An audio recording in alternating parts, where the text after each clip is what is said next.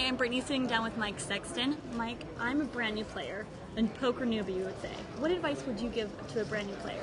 Well, the first advice I would give to them is to study the game as much as possible before you start playing a lot of poker. There's so many books and things out there now that you can read and become a good player before you ever sit down and play the first time. And I'd recommend studying the game, get familiar with a lot of books. And of course, when you start playing poker, experience is the key.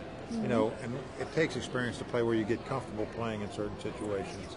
But certainly educating yourself on the game would be the number one thing I'd recommend. Definitely, that's great advice. What's the most common mistake you see a brand new player make?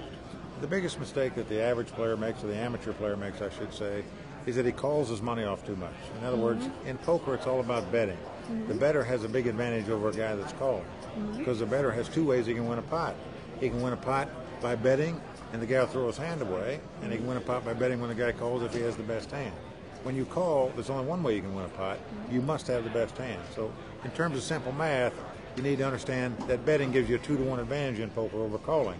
And once you understand that concept, you can be a much better poker player. But what happens is most amateur players call their money off. Somebody bets, they check, and the guy bets, they call.